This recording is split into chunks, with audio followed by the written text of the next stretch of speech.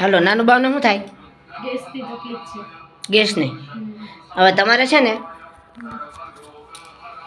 આ બાળા ઓહળ છે બરાબર. આ મેથી બધી આમાં નાખી દેવાની. આ દોડવા હુકાઈ જવા જોઈએ, હૂકવી દેવાના. હુકાઈ જાય ને પછી આ બધું મિક્સ કરી દેવાનું. આ બધું મિક્સ કરી અને એને હેકી નાખવાનું. અને આ કાકૈસા છે ને આ બધી વસ્તુને તમારે ભાંગી નાખવાની દસ્તાએથી બરાબર. આ દસ્તાએથી ભાંગીને ટુકડા કરી નાખવાના અને હેકી નાખવાનો હારોથી. સમજી ગયા? આ કાકૈસા થોડાક વધારે હેકાવા દેજો, નોખા આમાં અલગ કાઢી લેજો. પછી આને બધું હેકજો.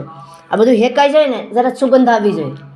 હેકાઈ જાય નાને ભાંગી નાખવાના. ભાંગી અને પછી મિક્સરમાં તમારે અને પીલી નાખવાનો. પીલીને હાવ પાવડર કરી નાખવાનો સાળીને આપણે બરાબર.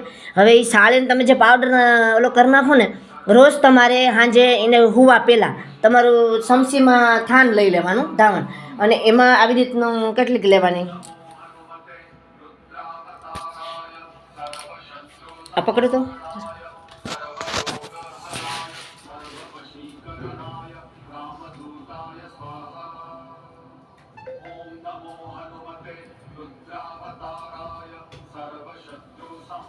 આમાં તમે લઈ લીધું ને આવી રીતના થાન. પછી આમ આવી રીતનું આમાં દૂધ લઈ લીધું, થાન લઈ અને પછી આવી રીતના આમ સપટી ભરવાની. આપણે આમ ભરીએ ને એમ નહીં. આ આંગળી બે હોવી જોઈએ. મનમાં દાદાનું નામ લેવાનું, સમજી જ આવી રીતનું આમાં નાખવાનું 3 વખત. આવી રીતનું કેવી રીતનું આમ 3 વખત નાખવાનું બરાબર. પછી એમાં દૂધમાં ઘોળી નાખવાનું. ઘોળી અને એને પાઈ દેવાનું એટલે જલ્દી પી જાય ને એવી રીતનું દૂધ લેવાનું. થોડુંક વધુ નહીં, ઢોળાય એમ નહીં.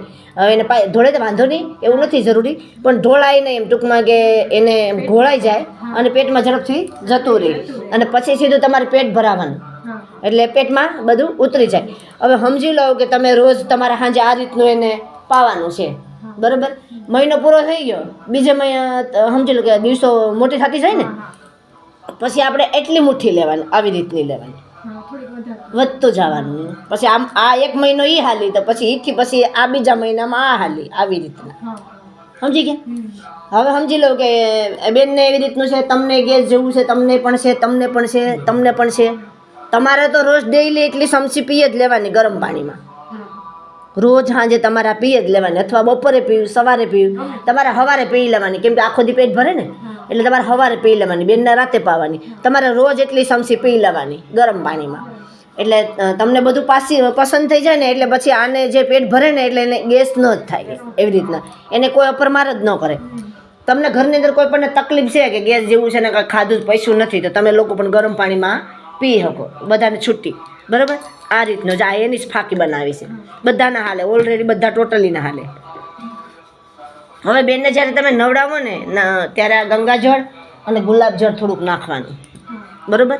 અને એનું ગરમ પાણી કરો ને એમાં આટલું મીઠું નાખવાનું, આટલું બરાબર. આમ માપનું મીઠું નાખવાનું. અને એમાં છે ને આમાંથી ભીમસેનનો એક ભૂકો કટકો લઈ ને આમ ભૂકો કરીને એમાં એક થોડુંક નાતી હોય ને એ ડોલમાં નાખવાનું, આ ગરમ પાણીમાં નાખવાનું.